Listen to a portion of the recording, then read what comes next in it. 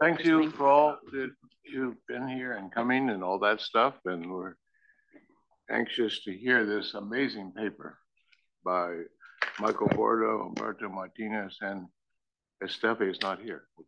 Here. She's on a plane to Australia. So excuse. But the title is Rules versus Discretion, Decoding. I don't know where you got decoding. FOMC policy deliberations. And I think Mike, you're going to start us off, and Humberto's going to. So I'll start us off, and then Humberto will go through the crunching. And we need about 20 minutes, okay, to get the main points out. If we can hold off on the questions until then. It's great being back. And I should tell you that this paper, okay, comes from a suggestion to me 5 years ago by John Taylor.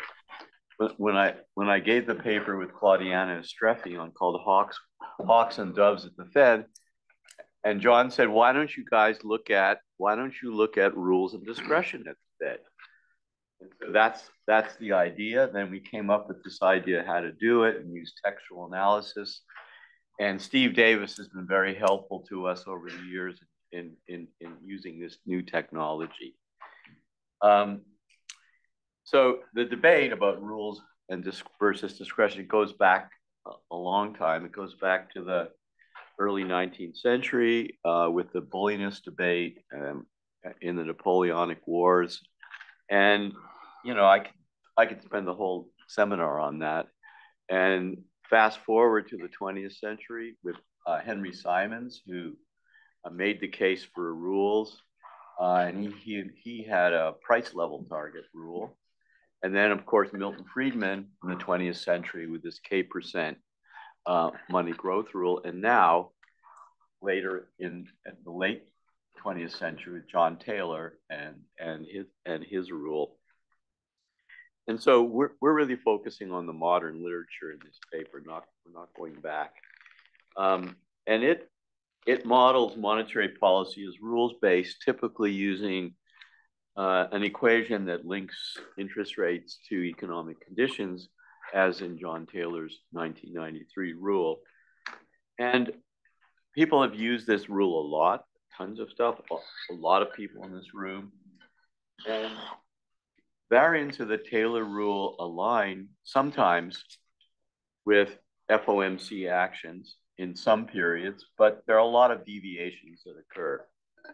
And some of us in this room, John, the two Johns, Mickey and I, we think that the deviations contribute to some very big problems. The housing bubble of the early 2000s, the post-pandemic inflation. There have been efforts over time to legislate rules-based decision-making into the Fed's framework. In the 70s, there was the Congress legislated money-based growth rules, but more recently, in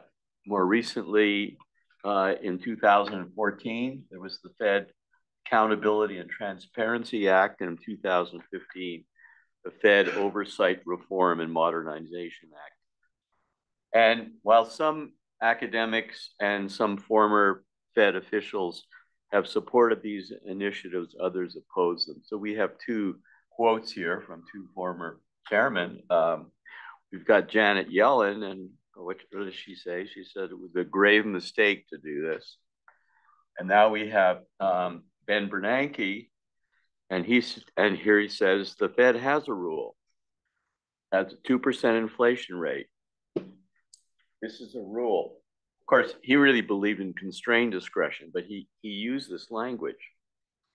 And there's a tension between the theoretical descriptions of policy rules, the external demands for the Fed following rules from people in this room, from the Shadow Open Market Committee, which we met 2 days ago. We had this great conference here, and what the Fed actually does.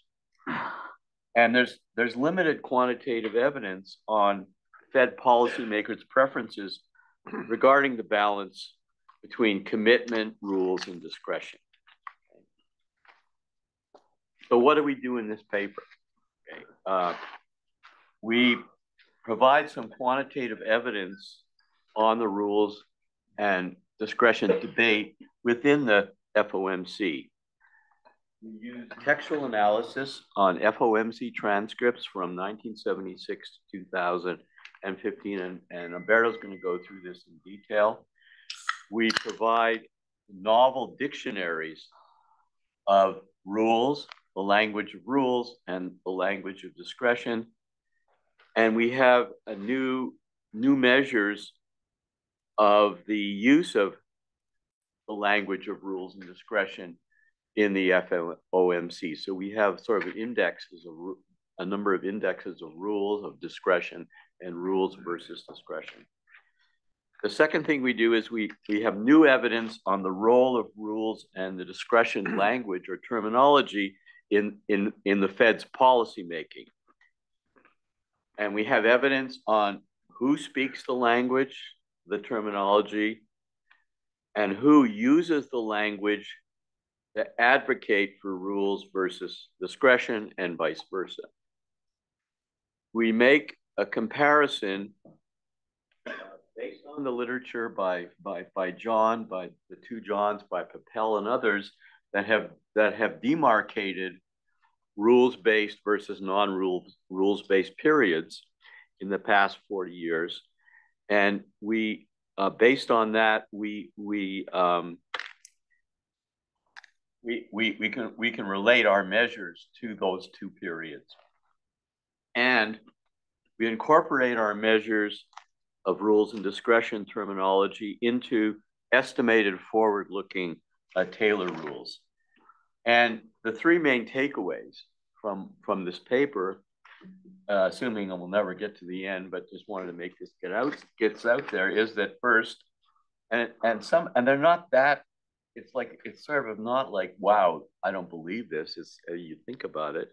The first is discretion is a consistent feature in FOMC discussions, okay? But the use of rules language surged in the mid-90s and after the great financial crisis. And we think this reflects the impact of the literature on optimal monetary policy.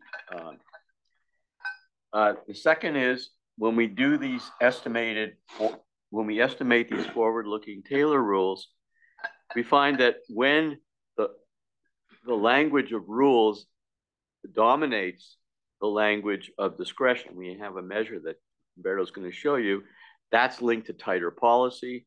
The other way around, when discretion language dominates rule language, that's linked to easier policy. And also related to what I said a minute ago, the measure of the use of rules and discretion language is consistent with the literature on which eras are rules-based and which are not. And also we find that the higher use of rules versus discretion language is associated with the higher weight of inflation in the Taylor rule, and the other way around with a lower weight of inflation and a higher weight of output in the case of discretion. And the third thing we do is we distinguish between the people that use the language and those who use it to advocate a policy position, okay? And in a sense, it's a new language, okay? Everybody's gonna learn French. It's Canada, you're told you have to have French to work for the Canadian government. So everybody speaks French now, okay? But the question is, what do you do with the language? That's the part we parse out. And so we find that the people that, in terms of users, the people that have FOMC members that have a PhD in economics, they all use the rules language. But other people use discretion language. That's the first thing.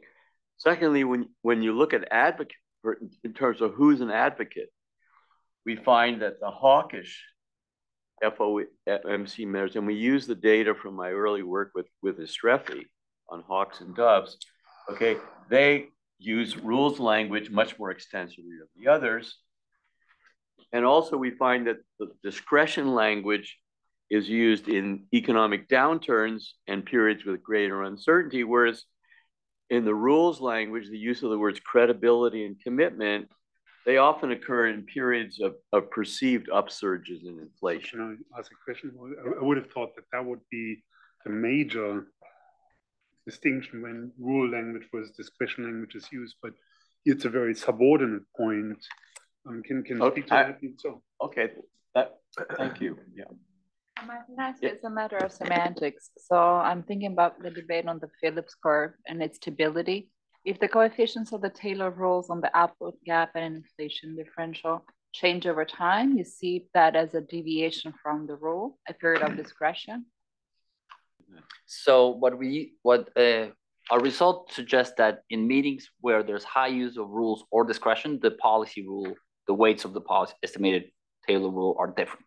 However, we haven't done the exercise that you have in mind of explicitly calculating it for some rule-based era versus non-based era. But I mean, we're generally, everybody follows a rule all the time. Yeah. All the human behavior is a mapping from circumstance to outcome. The only question is that one transparent, stable over time, consistent, or simple or not? And you're looking for exactly all those things. The other comment I make is, it seems like everybody's for rules when the rule says do what I want it to do anyway, and everyone's for discretion when the rule says don't do what I want it to do anyway. Yeah. So look, I'm going to turn this over now to Umberto, and he's going to go through what we did. Okay, I told you what we found. Now he's going to tell you what we did.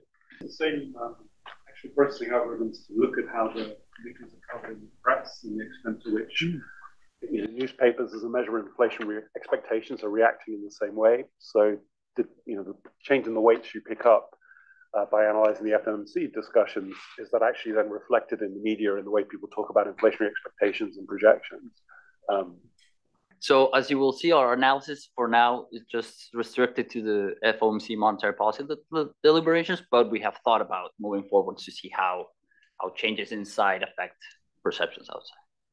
By the way, just if questions from outside the room are welcome as well. Okay, so of course, thank you very much for inviting me. It's a pleasure to be here among such an amazing group of scholars. First of all, I want to say that naturally this paper speaks to the vast, extensive literature that talks about rules versus discretion, both theoretically and empirically. Let me just say, instead of focusing on what are specific contributions, let me give you an examples of why do we think that focusing on the language monetary policy deliberations can give us lessons that are yet that we think could be contribute to the literature. So, for instance, we have here in this slide 3 different quotes from the FOMC meetings. The first one is by Chairman Burns, the second one by, if I'm not mistaken, President Forrestal, and the third one is by President Plosser. We know that this, if you notice, these 3 quotes signal clearly whether they favor rules or they favor discretion.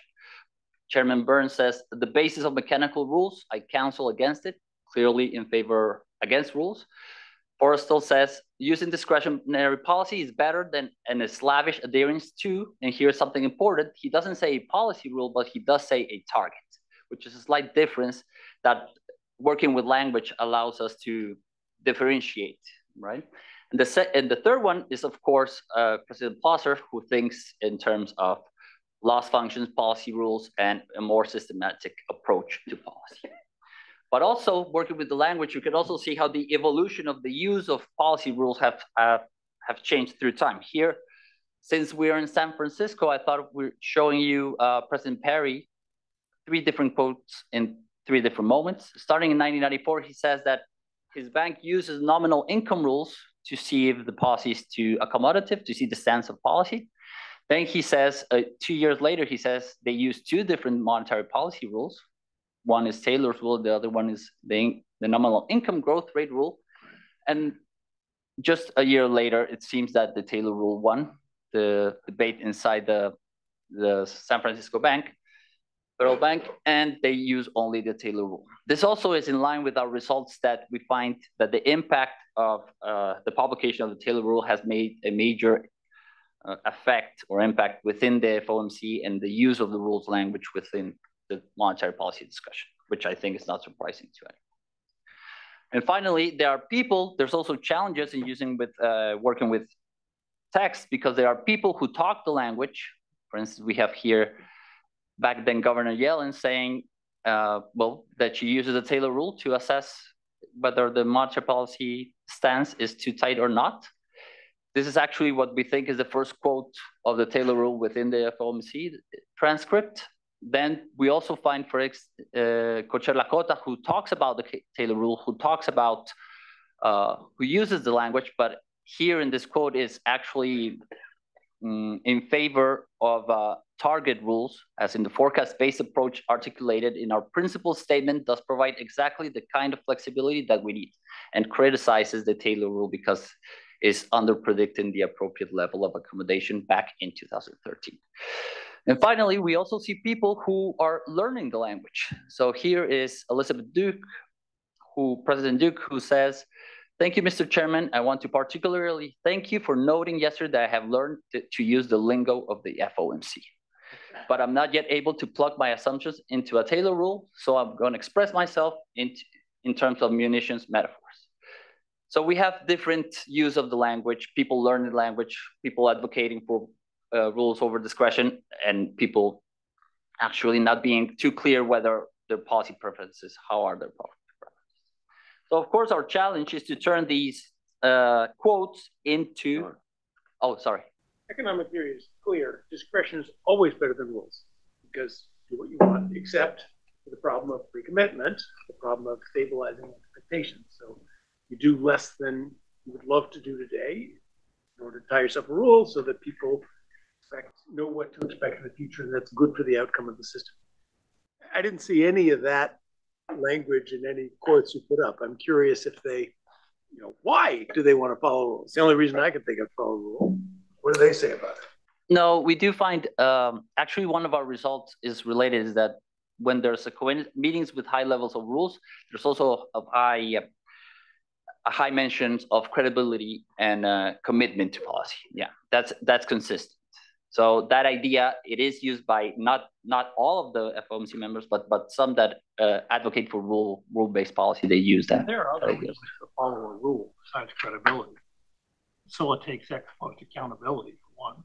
Okay, that's related to credibility, but it's some element of dynamic game. Yeah. You're a decision maker and you're facing a thing. Right. Last thing you want is to be constrained on what you want to do, unless there's something else to the problem.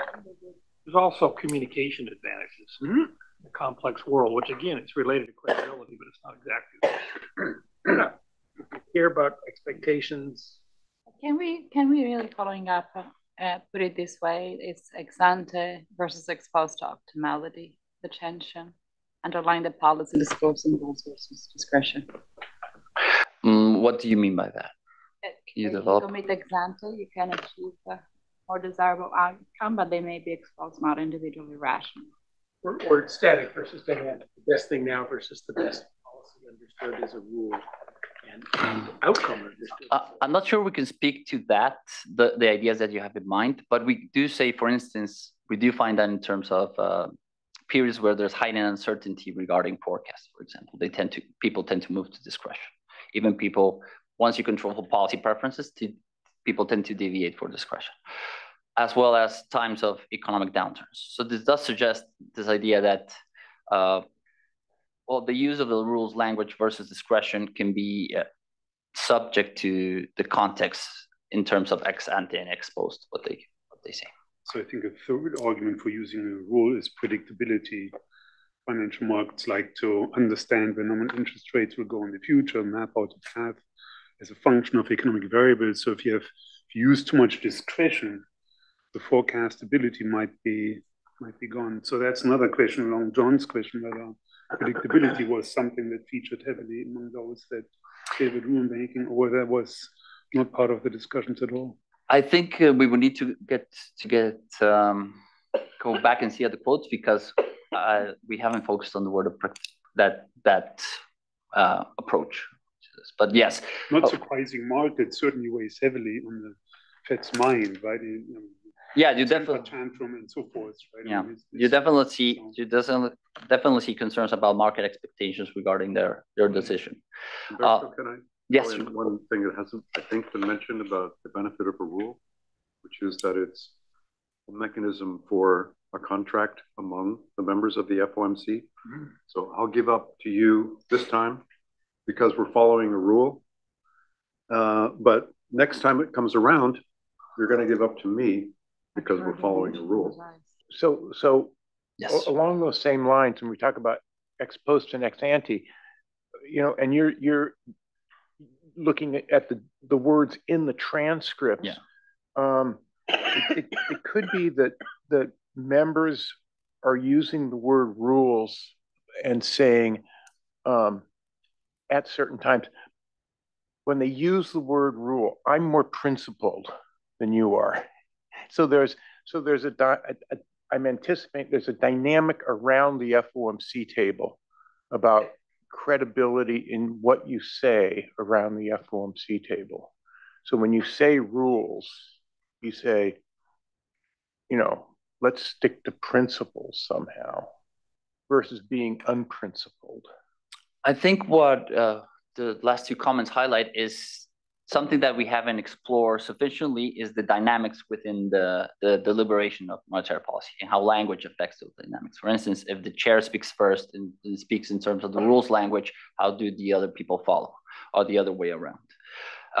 That is one other advantage of using FOMC transcripts as we do. However, we do have the information of the order and who reacts to who, for example, but we haven't explored that yet. So that's something that we can do. So let me try to.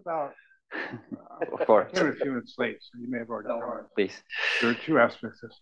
What about the notion of how the economy is operating? You mentioned recessions, et cetera, but what about that our standard way of looking at this led us astray about the economy and the context that causes in this discussion? Okay, so, the inflation of the late 60s, 70s was under-predicted by most economists, et cetera. The disinflation of the 80s was under-predicted by most economists. When the Fed lowered the funds rate to zero in December of 2008 to combat the global financial crisis, it was expected to stay there for 9 months, and it stayed there for 7 years. I could go on and on. So the economy behaved in different ways, and it wasn't just whether we were in recession, but just we were surprised about our notions of how the economy operated and how that changed, and also how tremendous changes in the institutions, which themselves might have been endogenous. We ended Reg Q, money market funds developed, go on a zillion things. Banks are, and similar financial institutions are 30% of credit extended now. 30 years ago, they were 75%. So all that's going on. So how do you separate kind of the dancer from the dance is what I'm getting at. So what I can speak to to your comment is that specifically to the period after the GFC, we're going to see that we see a spike in the rules and discretion language. And when you take a look at the quotes, you're going to see that the discussion that was happening in the FOMC was, okay, so we have QE. For instance, Plosser was defending the idea of, do we have a rule of how to implement this type of unconventional monetary policies? Also, there was a discussion at some moment, should we have a stopping rule? Should that stopping rule be based on employment thresholds, for example, or should it be based on state contingent policies? So I wouldn't say that they recognize potential mistakes, but they do seem to adapt the language to what's happening around them. The other thing I wanted to raise is there can be a lot of discussion that doesn't use either discretion or rules. When John and I wrote in the Economic Report of the President that monetary policy should be rules-based, we spent a lot of time thinking about our language, if you remember, John. So people could have that framework, but not actually discuss it formally as a rule versus discretion. That particular Economic Report of the President used the language systematic policy. And that's also the language that John uses in his 1993 paper on the Taylor Rule, which he describes as an example. So actually, that's a perfect segue for me to continue because once you see how we do it, we focus on the language of rules and discretion inspired by the modern approach to monetary policy, and we try to evaluate the evolution of this language within FOMC. So to set expectations correctly, we are studying the role of this particular language in monetary policy deliberations. So maybe we are missing some part of the language that we are not capturing yet, but of course, your feedback is valuable to us. So let me just start by saying, what do we do? No, of course, the challenge is to convert text into data, into numbers. So we focus on the sample of FOMC transcripts available to the time of the start of this project, which was between April 1976 and December 2015. We're yet to update our data set to the latest FOMC transcripts. Specifically, we focus on regular meetings and the section of monetary policy deliberations. So we don't work with the section of the economic outlook policy go around, or when they talk about foreign transactions operations. We just work with the section of monetary policy deliberations. We focus on what is being said by FOMC members, regardless on their voting status at the moment, from all FOMC members, and we break down the transcripts to the sentence level. Now, you don't even use it for training purposes. Sorry? The language processing. So let me go to that and see what you think. So what we do to convert, we're going to use the dictionary approach to convert text into language. This is a widely used method in social science and is the backbone, for instance, of the Economic Policy Uncertainty Index by Steve Davis, who's here. And the problem with that approach is that we need a dictionary, right? We need a dictionary of keywords that are later used in the text, and somehow the number of times those keywords show up in the text are turned into a quantitative measure. But there's no rules and discretion dictionary, so the first phase of this project was to create this dictionary. So clarify what you mean by 7%. Yes. So what we do is that we focus on the subsample of FOMC transcripts. These are the FOMC transcripts, the first meeting of each year of FOMC meetings. We read them. That correspond to 7% of the total number of sentences. That's to give an idea how much we read. And we, in that phase where we read the three authors, we try to identify rule statements that we're talking about rules statement policy, such as statements that were referring to commitment to goals, clear and transparent forward-looking policies. And we tried to identify it as well discretionary statements, which were talking more about the need for flexibility or adaptability of the monetary policy decision. So why are you reading as opposed to making this mechanized, which I think was the same question? So the problem, and therefore replicable. Right? Yes, the problem is that if you want to train an algorithm, you need to label some statements. So what you do, I'm not sure what AI can do right now, but 5 years ago when we started this, you needed to have statements labeled as rules of discretion or neutral or not in the debate, and then you need the computer to learn to identify which ones are rules, which ones are discretion, and so on. Right? However, for that to be successful, you need a lot of sample. And here we only have at the end 333 transcripts, which is in terms of what these type of algorithms do, is not enough. So you don't need to train a model on a bigger body of text like academic research about this topic and then use it on the... We don't train a model. We follow a dictionary approach, which is basically we selected, after we read some transcripts, we ended up with 47 keywords. And what we do is that we use these keywords to see how many times they show up in the transcripts, and then we quantify a quantitative measure. So let me first show you what are the final list for the moment, of course, of our dictionary. So we have discretion, as I mentioned, more words that are related to the need for flexibility, adaptability. So we have gradualist, pragmatic, flexible. open mind, for instance. And also we have, on the other category, we have rules, which are more about commitment to clear goals and transparent. So we have rule, of course, systematic, transparency, accountability. So this we believe that this dictionary, in terms of what we understand by rules, goes a little beyond of what the literature on policy rules, because we also include words about transparency, accountability, predictability, at least the empirical exercises that just focus on deviations of policy in policy rules. So, are there some you think of as need more information, say whether they're one or the other? For example, adaptability. Somebody's saying they want to stay. So how we dealt with this is that we made an audit to this dictionary. Right? We made, of course, this is not perfect, and what you just said incorporates or describes basically the challenge of working with text and working with an algorithm that doesn't understand not only context, but is working with transcripts where we don't get the tone of the statement. Right? You can be sarcastic saying something, or you cannot be sarcastic saying something, for example.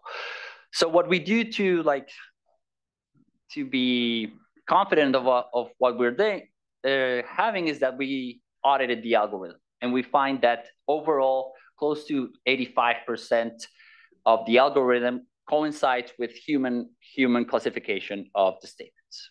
So that's what I could say about that. Of course, it's subject to errors in some cases. Yes.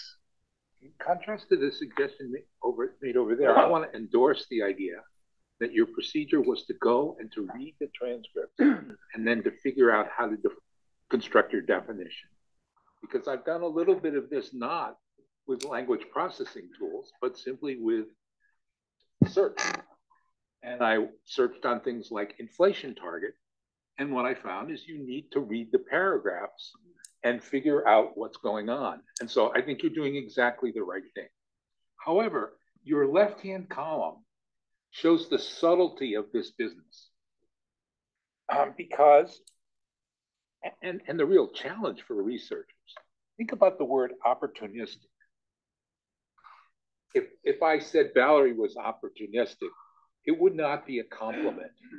However, it was a desirable strategy from the standpoint of Cohn and other members of the Greenspan Fed.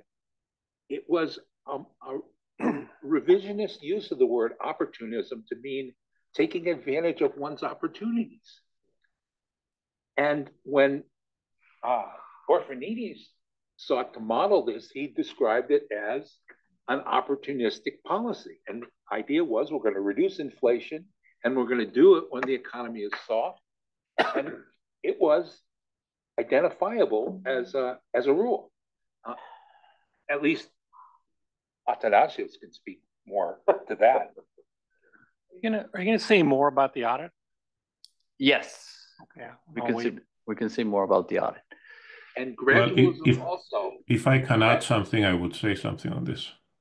Yeah, so I actually put a comment just a few minutes ago that opportunistic approach, as was discussed in the 90s, it was viewed as a rule. So I agree with the comment that was just pointed out. But I have another question on this that relates to this. So from the 90s on, there are optimal control exercises in the Blue Book and then the Teal Book that are quite often used as a discretionary approach, not as a rule. So I see on the table here that the objective function and the loss function, which is associated with those kinds of approaches, shows up on the rules, not on the discretion. So there are different ways to look at what do we mean by a rule and what do we mean by discretion. And this may relate to how the staff has been presenting the material to the committee. So one piece of advice for going forward for this is that it may be useful for a later project to actually link the presentation and then discussion in the Blue Books and Teal Books, since we have them, the briefing material, and see how that relates to how that language is being used at the meeting. Because I think there is a correlation, very high correlation, I would expect to see. Well, and the word gradualism also has the characteristic that it can be part of an optimal policy response in a standard New Keynesian model when you're trying to disinflate or when you're starting up. And so there's subtlety. And what I would encourage you guys to do is to come up with several different dictionaries that weight these words differently and see how much difference it makes for your conclusions. That's what semantic similarity would do implicitly, is give you similarities. Language processing standard by now, AI processing, they have semantic distance, entropy measure. Yes. You could do that in a, that's what people do with 100 years of census, disconnected census records. But is an AI dictionary going to think that opportunistic is good or bad? I think you guys are losing sight of the goal here. Yeah. His goal, you've done this audit. Okay, you've made your best expert judgment as humans as to what constitutes discretion in favor of discretion, what constitutes in favor of rules. And then you've constructed a dictionary. The obvious way, it seems to me, to evaluate the performance of the dictionary is not with reference to what external discussions are saying or how academics use the term, but you've got a bunch of candidate terms here, and you can just try every permutation of these terms. And for every permutation of the terms that you think are relevant, you can construct a metric of how well that term set mimics the humans. And you're the expert humans. So we got to rely on your judgment. Yeah. Somebody can come along and do a different judgment, but that's the target you're trying to optimize against. That's all it amounts to. And it's not that hard. It's not that hard. It doesn't require any sophisticated AI. You've got everything you need to do it. Maybe that's what you did at the end of the day. I'm not sure. Yes. And it speaks to these things like, okay, gradualism, what does it mean? The relevant question is, what does it mean to us? Or what does it mean in some academic context? What does it mean in this context? That's what they're trying to figure out. So what? Well, that's where we rely on their judgment. They're the experts. They're making some classification of what constitutes a rule, what constitutes discretion. We can probe them about that. But at the end of the day, they've got some expert classifications, and unless we're willing to go and do our own expert classifications, that's the target we want to optimize against. Okay, and you got all the candidate terms up here. We can throw other candidate terms, but if you take all the possible permutations of these terms, we're going to get a few 100,000. You can construct a different index of rules versus discretion for every one of those permutations, and you can optimize against it. That's okay. What we did was we read the paragraphs, and we thought about that. Okay, the context. What's going on in the world? Okay, and I knew what was going on in the world, and then how do these paragraphs relate? And what was the intent? We could tell by reading through the FOMC. Okay, in any given year, you know what was going on, and you knew what the context was, and that's how we came up with those words. So some of what we're discussing here is not really about rules versus discretion, but what world you think you live in. So this opportunism, a Taylor rule is kind of for a linear economy. Opportunism is a rule. It's a more complicated rule that you adopt if you think you live in a very non-linear, state-dependent economy, and there's times when there's opportunities, which aren't the kind of models that really lead to Taylor rules. This is going to also show up at the zero bound. All of a sudden, now we're in a world that does have a clear non-linearity, and your actions are going to be different from the old rules, even if your intent is the same. So it's not just, this is the problem. There's always a more complicated rule, and some of what we argue about, if we say rule, we mean Taylor rule. Some of what we argue about isn't just acting predictably. We can move beyond a binary classification to a multi-way classification. That's harder, but they've given us a binary classification, as I understand it from the human reading. Right. And unless we want to go back and read it and come up with a finer, more granular classification, that's what we're stuck with. I'm endorsing what they did. I think the meaning of what they did has more to it than just, are we rules or discretion? It's, are we rules in kind of the world that most of us think we live in, as opposed to, are we rules in a very nonlinear, state-dependent world that we think we know how to manipulate, even in a more complicated world. And that's kind of what you mean by rules versus. Right. Size here is a little bit different from what I at least understand to be the first use of this sort of technology on the FOMC transcripts, which is work by Adam Shapiro and I believe it's David Wilson from the San Francisco Fed, where their objective was to say, what do the FOMC members think about the long-run inflation target? They looked for each guy. Did he say 1.5? Did he say 1.75? And then they came up with, there was a very unambiguous target of the search that made the enterprise, in some sense, easier. So I think we can move into the results, what we have, and we can base our discussions on that. And we could come back to. I want to hear what you did with the audit. Okay, of course. Before that, we could move into the audit, and then you we told us which audit to do. Yeah. So we're following your suggestions. I have this in the appendix. So as I was mentioning before, what we did is we constructed a dictionary that we identified over more than 150 keywords. Then by going back to the text and reading the dictionary, we ended up not as a process, as you suggested, Steve, as rigorous, that first part. We ended up with more than 47 keywords, but then we did in 2 audits. The first one is we used the previously identified documents or statements that we labeled as rules or discretion, and we tested our algorithm against that. So the first thing is that, of course, this algorithm just counts and doesn't understand context, and therefore the algorithm only classifies or found keywords in 33% of statements used as rules or discretion. However, within those that it did classify, it correctly classified towards either rules or discretion, as suggested by the expert classification, close to 90% of the remaining statements, right? Well, I understand that only 1/3 of the statements that the humans identified as speaking to the issue were picked up by the algorithm? Yes, in another way, only because it is a limited list of keywords. Okay, but that's already a big problem. It seems 2/3 of the paragraphs that the humans think are, the expert humans, you guys, think are relevant to the issue are not even getting identified by the algorithm speaking to the issue. So the problem that we find is that, of course, you could extend the dictionary to find more words. However, at the same time, you increase the probability that you incur in false positive rates or misclassification. Sure. Probably following what you're suggesting, we can improve that number, definitely. So that 33%, you mean 33% of all sentences were classified as having a rule or discretion flavor? That's what that means?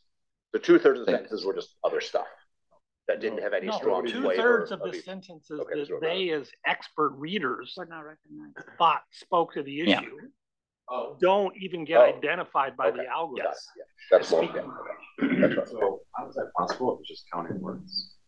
Because they don't have words that are part of the dictionary. Dictionary was small.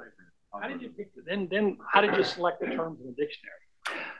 It was going back and forth between, we selected, let's say that part is not as rigorous a formula, we can improve definitely on that side part. And all of that was in sample, right? That's in sample. We also do an out of sample. But you didn't make any decisions about your classification based on the out of sample. Not that I can recall. Not that I can. Do I understand correctly that you might want them to identify relevant paragraphs and then choose and then are you working at the paragraph level or the sentence level? Here, the audit is at the statement level, paragraph level, because yeah. This part of the analysis is suitable for just plug it into a standard AI classifier. Yeah. And then see it. My guess is you can do a lot better than this. You've already done the hard work, which is to read all these things, these paragraphs, and identify them as one to the other. Okay. Here you can actually take off-the-shelf binary classifiers.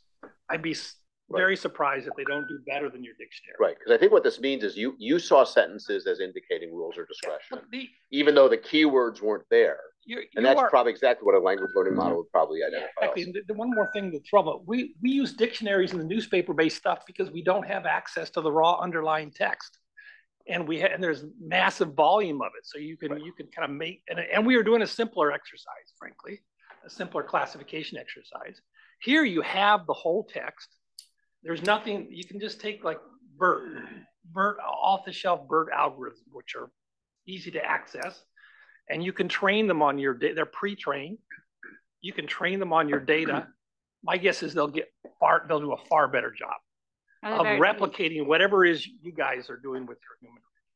So then the output would be a different dictionary.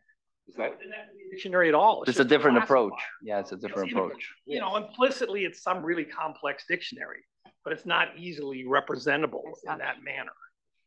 It's a different approach. Sounds, I mean, to me, it sounds too magical. I mean, they don't have all that many FOMC statements, and then using, I mean, how many paragraphs do you need to, how many do you need to reliably train an algorithm like that? I've had good success in training things with simple binary classification with 500 to 1,000 observations. Okay. Then you can evaluate it out of sample. Yeah. You can evaluate it out of sample and see how well it performs. So it's not, we don't have to just, you know, that's not the end of the story. You fit it with a BERT model, for example. Then you evaluate it out of sample and see how well it does. Well, thank you for that. Bringing further along that line, you could also just ask ChatGPT, right? Use a standard large language model and ask it to classify. The reason I prefer something like BERT is because it's stable. Yes, right, exactly. You pin it down. It's not going to change from one iteration to the next. Exactly. Where these ChatGPT, they're always changing it, so it's not replicatable in that sense. It's good first cut, though. Thank you very much for that comment, Steve. Well, having said that, with that in mind, let's move on to the results. So we can talk a little bit about the empirical results. So what we do is at the end, we count how many times the frequencies of these terms within FOMC transcripts. And because we're working with sentences, we could count them at the meeting level and at the speaker meeting level. Right? We can give a measure for each speaker at each meeting. What we have is we have 4 indices, one for rules, one for discretion, one that we consider is the proxy for rules and discretion, which is the sum of rules and discretion, and one we consider is the relative use of one category versus the other, which is just the difference between the rules minus discretion. Of course, these are all to be understood as percentage of total words. That is, if you see an R for meeting of 2004 January of 10%, that means that there's 10% of the rules we identified of the total words in the transcript are related to this category. Okay, this is the graph for R plus D, right? Rules plus discretion. So we interpret this series as a proxy of the use of the language, making no separation between rules or discretion. What we observe is that starting the 2000s, there's an upward trend, and we estimated structural breaks that actually pointed out to 2003, if I'm not mistaken, an upward trend in the use of rules and discretion language. However, we do want to highlight that there's an important peak in the mid of the 90s, which is related, if you break it down between rules and discretion, which is related to this increased use of the rules terminology between 1995 and 1990 and the 2000s. Yes, John. Interpretation question. Just because we're talking about rules more, it doesn't mean we're following them. Yeah. Yes. Quite the opposite. If you're actually following a rule, you don't have to talk about it all the time. Talk about it when there's a fight about it, which is actually when you're more discretionary. I think what you just said reflects the peak after the great financial crisis, which actually signals that there's a lot of talk of rules, precisely because there was this discussion about how to interpret this idea of rules within the unconventional monetary policies and the context of that time. Back to the question, what are you trying to accomplish with your human reading? So we the rules or adherence? So yes. Well, but what are they in their human readings? That's what they compared it to. What's your goal in the human readings? adherence to a rule or just mention of a rule? Advocacy of using a rule. Okay, or that. So we make that distinction between using the language and advocacy. So yes, and that's one of the things that he's going to tell you about, because there is a difference. Advocate for rules if everybody on the other side of the table isn't doing it. If we're all in agreement, we don't talk, I don't even have to advocate for it a lot. I mean, a good part of the use of the language is because of that. Okay, so if you know the people involved, you know, some of the people that were here 2 days ago, like Flosser is probably the loudest, and Lacker, okay, and these guys are saying, you got to do this, and the others aren't listening. So you're right. That's why you get that huge spike there. This is an interpretation question. Yeah. So wasn't it the positive versus negative? yeah, so our interpretation of our measure is about use of the language. We are not here to. We believe that although it would be great to have a measure of advocacy, whether for rules or discretion, we believe that the tools that we are using cannot bring us to that yet. So we make an analysis of whether who uses more of the rules and try to understand, interpret our result based also on advocacy. And So in the statement you showed us, there was a mix of both, of rationalization of the decision. I'm eating my veggies, I'm supposed to, as opposed to, I wish I didn't have to eat my veggies. The statements of the precedents that you reported had both flavors, very distinct. yes, Meaning of debate on rules. yes, they are statements that clearly show a preference for either side, but there are also statements that just use the language in terms of, for instance, there was talk in the conference about using the rules as guidepost. That doesn't mean people, if they use them, they make decisions based on those rules or not. Probably they use the rules to deviate on purpose sometimes. So we are just talking about language, going back to what Steve was saying. Another issue is, we're being discussed, changed tremendously over this period. Back in the 70s and 80s, we had exchange rates to money supply, blah, blah, blah. So, I think. So, are you going to say anything? Yeah, we're going to say something about that. Let me just go quickly. 5 minutes. If you guys can give me 5 minutes to go through the exercises, then Michael can finish with the historical interpretation of our results. Okay. So there's a section where we try to understand the evolution and the driving forces behind the use of this language within the FOMC in the paper. So we think about the role of staff, something that as Athanasios mentioned. We also take a look at this, our measure within the blue books, to see what came in first, who brought in the language, especially if we see this upward trend starting in the mid-90s. We compare between chair and FOMC members. We compare also between incoming FOMC members and incumbents, in a way to say it. Overall, we believe that the role of the optimal monetary policy literature is important, and it was introduced through new members of the FOMC mid-90s. Okay. But let's move to rules and discretion. How do we evaluate the rules and discretion terminology?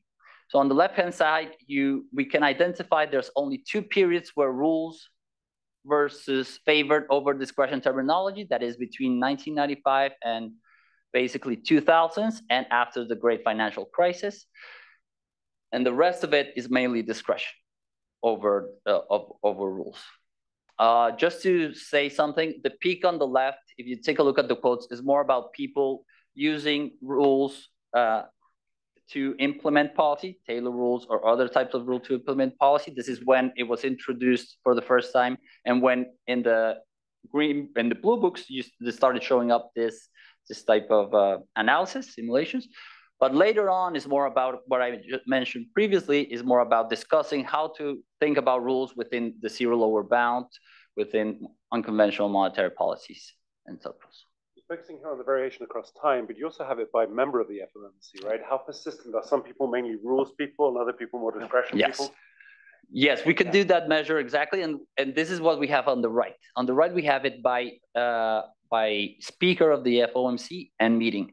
As you can see, firstly, I just want to highlight that before 1995, most of the outliers, which are the people whose name we show, are basically discretionary, or their user language towards discretion. After 1995, we see that there's clusters of both people who use rules terminology over discretion, versus people who use discretion over rules statements. But interestingly, after the great financial crisis, we see that the discretionary people disappear, and there's a unification of language, right?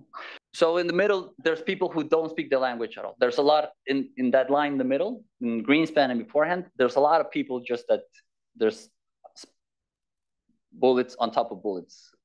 So that's why then you see that more people deviate from, they speak a little bit the language, either through rules or discretion. Yeah. We actually do have in the paper extensive uses of the language in terms of how many people are actually saying. So at the beginning of the sample, up until the 2000 was about 20% of FOMC members who use any type of keywords. And after that, that increased about to close to 50%. Have you thought about netting out the personalities, right? So how much is this changing because of composition of who's there versus what they're saying, just by sort of a regression kind of analysis? Let me show you what we have, and let me get back to you and see if we are doing that or not. So the first thing that we try to understand is at the speaker level, of course, the language that I, as Humberto Martinez, come here to use will depend on who am I talking to, where am I talking to, how I feel today, and also on my background policy preferences. Also, what I mean by that, it depends on the context of the meeting, but both macroeconomically as well as institutionally, as well as my background and policy preferences. So what we do is that we try to control for those two different aspects separately. So the first set of results that we're going to mention is we control for median fixed effects. And this is, we pretend that these fixed effects are going to control for the macroeconomic outlook of any meeting and the composition of the FOMC, who's the chair at that moment. And what we find is that discretion over rules is used more by lawyers and non-PhD economists, whereas on the other side, rules over discretion is used more extensively by people who are trained PhD economists and hawkish FOMC members. Sense for how big the differences are when other lawyers always using discretionary language and PhD economists always using rules? Probably not, right? And so is it a minor difference? Is it a big difference in the bigger scheme of things? Yeah, at this point I cannot recall, but that is a good magnitude. And now the other way around is, okay, let's try to fix it. Let's introduce individual fixed effects so we control by background and policy preferences and see how the outlook affects decisions. We find that, as mentioned before, discretion is preferred over rules terminology during economic downturns and episodes of greater uncertainty, whereas the other way around, rules over discretion correlates when meetings have a greater mentions of credibility and commitment. Professor Bordo has a theory about that maybe he can talk later about it. This is an interesting chart. I think I don't have much time left, but this practically signals that before we break down between hawks, doves, and swingers are rules versus discretion index. This shows that before 1995, every type of FOMC member was discretionary in a measure. Well, most, of course, this is the sum of all. After 1995, we see that those who first pick up the language are hawks, whereas doves and swingers stay being discretionary. However, with Bernanke and Yellen, what we see is actually a unification of the language between policy preferences, which highlights the difficulty to differentiate between the users of the language and the advocates. Is the share of economists greater than under Bernanke and Yellen? Share of yes, yes. Okay, then we finally. Can I ask you, do you think this convergence or relatively greater convergence was by design in an effort to build more consensus in the public part of decision making? I think Professor Bordo can talk to that, what was the intent behind Bernanke hiring more PhD economists. What I understand is that he started implementing type macro seminars at FOMC. I was asking about the lines and that you were commenting about the fact that the three lines get closer during Bernanke and Yellen. Oh. There was some discussion about this during the conference. I was curious these past 2 days. Okay, maybe I can talk to you later and see see what you mean. Okay, finally, relevance of rules versus discretion language in terms of monetary policy. How do we attack this question? We do it through 3 different exercises. First, let me just say, because we understand that there's this change in composition, we work with a detrended version of our index. That is, we take our index for meeting at meeting T, and we subtract the average use of the average, the moving average of the latest 8 meetings, that is the previous year of FOMC meetings, as a way to say this index measures, well, extraordinary uses or for that moment in period of time of this language of rules. Very positive would suggest that relative to the previous year, there's a greater use of the rules versus discretion language. If it's very positive, if it's very negative, that relative to the previous year, there's a greater use of the discretionary language over the rules language. So the first thing that we do is that we compare, okay, let's see how our index behaves in periods that the literature has identified as rules or discretionary based. So the first period is by Papel and co-authors. They signal that there's a discretionary period between 74 and 85 and between 2001 and 2013. That would be the 3 groups that the 3 bars that we have on the left. And we see here that on average, the rules versus discretion index is negative and tends towards discretion.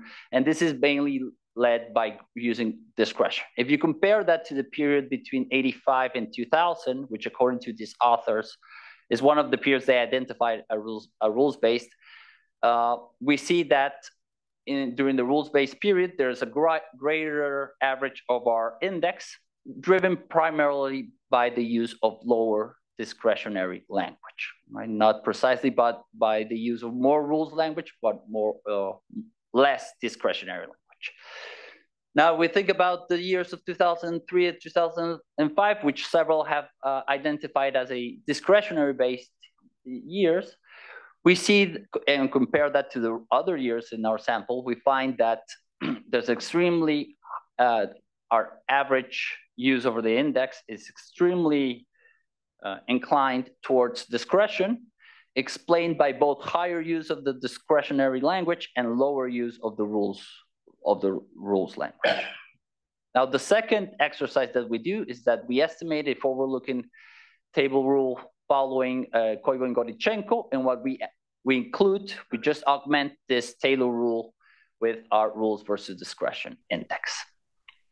So what do we find? So we have here different pair of columns. Overall, we do find like for our whole sample, from Burns, Miller, Volcker, and for Greenspan, which are the first 3 groups of columns, we find that the Taylor principle is satisfied, and specifically in Greenspan, we also find that there's a weight for GDP growth and output gap. But in terms of our interest, what we find is that the rules versus discretion measure is only significant for monetary policy decisions for the era of Alan Greenspan regime. The dependent variable here is what? The dependent variable is the policy rate decision at the meeting T, is the interest rate. It's a rule, strictly interpreted, a simple rule would mean you just have small residuals on either side, right? So don't you, yes. So, but that's not what you're doing here, as I understand the regression. This is a one-sided deviation. Just, you're not, do I misunderstand? The coefficient. Yes. Yeah, so it's not just asking whether a rules-oriented period is one with small deviations from the rule. No, this is asking if we can explain something about the residuals if we can extract from the residuals something with our measure. Exactly. What he's saying is when they talk more about rules, they tend to set higher interest rates. Right. Yeah. Which is, I think if you're evaluating adherence to a rule, it's something about you're shrinking the residuals. So that's the difference. That means you need to look at the evolution of the absolute deviations So that's kind of what we think we. Second stage regression. You Looks just like an take arc the absolute values of the residuals from the first stage regression and regress it on your index. Look at the R squared with the ones without the index. That's another way. Look at the R squared on the columns that don't have the RVD on it. And that right away tells you which one. It looks the same. So my interpretation of the Greenspan, if you compare the one with it and without it, is that we are capturing something about the residuals with our index. I understand, but it's not. It's one-sided. I mean, there's a lot of things you could do. You take the regressions without the RVD thing, compute the absolute values of the residuals on that, plot those over time, and plot that over time against the RVD index, or you could make a scatter plot, or you could do a second stage regression. But in some sense, adherence to a rule says that you ought to have smaller absolute mean residuals. So why isn't the R square answering that question? The R square is, but it's a rather indirect way to get at it. Okay. And it doesn't tell you which periods you're doing well and which periods you're doing poorly, which a time series. So the R square is 1, then you're following the rule exactly. The R square is maybe they are following the rule exactly in some periods, and a time series plot would show you that. that is, I agree with you that would be an exercise to evaluate the policy in terms of rule of discretion. Here, we just want to see if the language play any role in terms of the decision of the policy. We're not evaluating it. So it's a different kind of exercise, but I think that one is a good exercise. That it doesn't change the R square much at all. It's very high and very stable. That's probably because there's a lag of the interest rate. So this is an inertial rule. Well, that gets you the high R square, but the addition of the R versus C doesn't change the R square, which seems very little predictable. I'm understanding it. Within the Greenspan period, there's times of more rules and times of less rules. And that's what the RVD is saying. Within the Greenspan period, times of more rules talk is tighter and times of less rules talk is looser. This is a constant in the regression. So that is I was wrong about R squared. That's a good way to put it, because that makes clear it's not at all about adherence to the rule. Right. Exactly. Yeah. It's about whether the influence the decision. Yeah. So Steve's right. You want to look even with, so doesn't answer this question at all. You want to look at the R squared when the parts where the IVD was hard and the parts of the IVD, or look at squared interest rates or something else. Okay. So agreed. This is a different exercise than what you had in mind. Let me try to explain what's behind this coefficient 0.54, which in terms of magnitude suggests one standard deviation of our index. It's an increase of 5 basis points, but in the long run, considering the lag of the equation, is 70 basis points of tighter monetary policy. So we could break down this between rules and discretion. Instead of augmenting the Taylor rule with the RVD, we just include rules and discretion separately. And what we find is that the effect is driven both by more language of rules, tighter policy, and more language of discretion, easier policy. Now, if we include this also, we include indexes by type and policy preferences of FOMC members and their index as well, we see actually that the effect is driven basically because hawks speak more rules. That effect is related to tighter policy, whereas when doves and swingers speak more discretion is related to easier policy. So within the Greenspan period, is that conditional on economic conditions? I'm a little. Yes, that takes into account, this regression takes into account the forecast that the FOMC has on inflation, output gap, and GDP growth. There is a causality issue here. I mean, if hawks are winning, then policy is tighter. And by the way, hawks use rules language. There's a causality identification. So instrumental variables. Yeah, that's true. What's going on with the precision? But because of the... They're widening. I think it's because of the number of of people who are behind hog stubs and swingers. At the end, we only have 18. Yeah. Yeah, this breakdown can be problematic because of that. That's why it's just a try to explain what the number is saying. I'm still thinking about Steve's question. Shouldn't you have the variance depending on the RVD? I mean, kind of like God specification, that the variance should be, I mean, how does the variance of the residual depend on RVD rather than influence the, I mean, it also influences policy rate, which is interesting. And we want to know how the variances changes. Yeah, I think what you're talking about is how to evaluate the policy, whether it's tends to rules and discretion, and how can we use our measure to do that? We are not doing that. We're just saying that in meetings with more rules versus discretion, it's tighter. But I think that exercise can be another way around. Yeah, and the last thing that we do is that, okay, so what if we try to dig deeper into the effect? What happens in meetings where there's a dominant use of rules versus discretion, relative to meetings where there's a dominant use of discretion relative to rules? And does the policy, the Taylor rule policy of the monetary policy decision that they make is different? And that is basically what we find. So we introduce some interactions, and here what we find is the coefficients.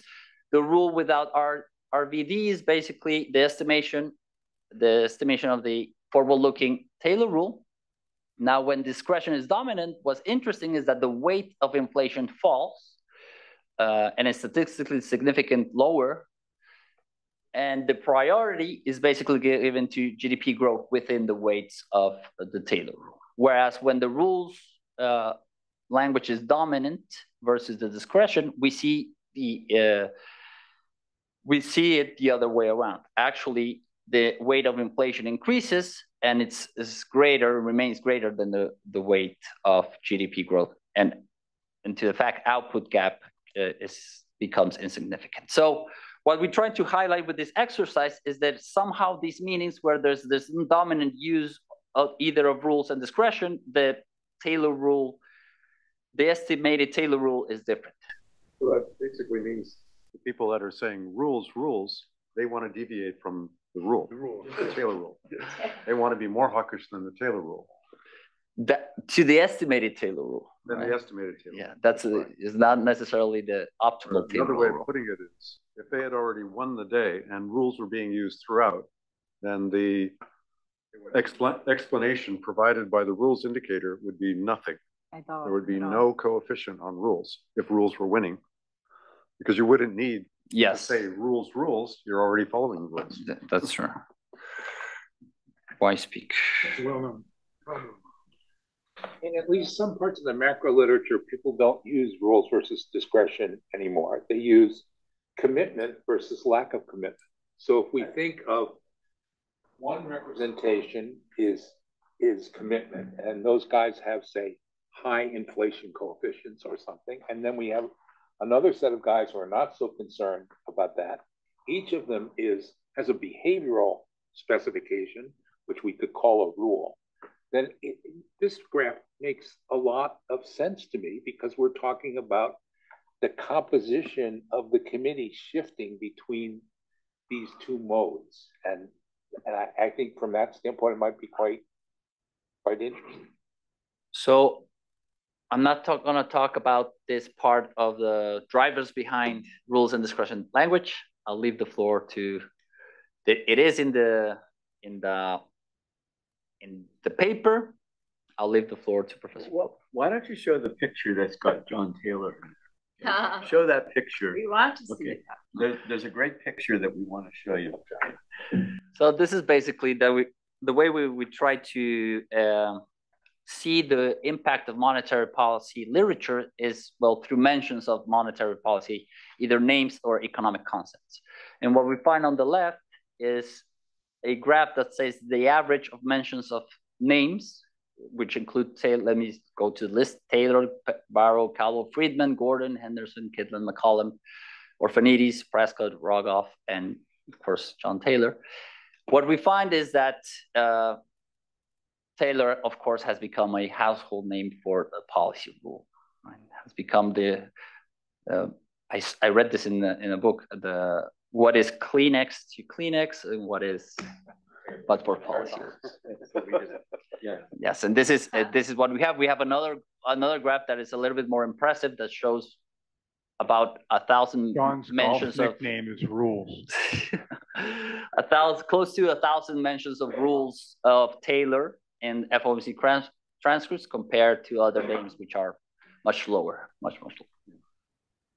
And so, look, I mean, we don't have much time, but if you take an historical perspective, and I read all the narratives that have been written about the Fed, Nelson and the whole literature and Hetzel, et cetera. If you look at the different episodes, the different regimes, there seems to be some pattern here. The fact is that it's the Greenspan period when this language comes online. Okay, and it's also the Greenspan period where you can use the Taylor rule because it's before Greenspan you've got non-borrowed reserves under Volcker. You've got talking about money targets before that, and afterwards you've got QE and the problem of actually coming up with what an effective interest rate is. So that's one reason why that period looks pretty good. And also during that period, you find that the hawks are using the rules terminus. It's coming into the Fed, and the hawks are using it, and that dominates for a good part of the period the FOMC discussion. Okay, then when if you look at Greenspan, he was a pragmatist. Okay, what did he want to do? He wanted to solidify Volcker's achievements. He wanted to restore credibility for low inflation, establish a new fiat money-based nominal anchor. Okay, he wasn't fond of theoretical models, but he was an economist. And he was good. And so, in a sense, he's not a rules guy, but he's practical and he has an objective. Most of his FOMC consists of hawks who many of them share his mission. Many use that language. And so that may have, in a sense, why do we get that outcome? Okay, then you go later. Bernanke, he's an academic economist. He knows the language, okay? And most of the people are in the FOMC are doing this. He runs it like it's a Princeton, macro seminar, but he was an advocate for constrained discretion. And a number of the members use this language, but going the other way. Okay, and we see this. Now you get to Yellen. She's an academic. She's well-versed in the modern language. And she does introduce the publication of 5 variants of the Taylor rule in the semi-annual reports and as guidelines, but she's not a fan of rules. And so what our analysis suggests is that it influenced the dialogue, okay, but in some periods was successful. Okay, and in fact, as I said at the beginning, it's like you introduce a new language, like you did in Canada, everybody had to speak French. Everybody learns French, okay, but once you learn French, the question is, are you using French to be a hawk or a dove? Well, that's, you see that it's harder to see the introduction of this language as being that important. So I'll stop there. I don't think you have the identification issue. I make one simple suggestion. You say you think all that, a simple correlation between the non-voting members and voting members.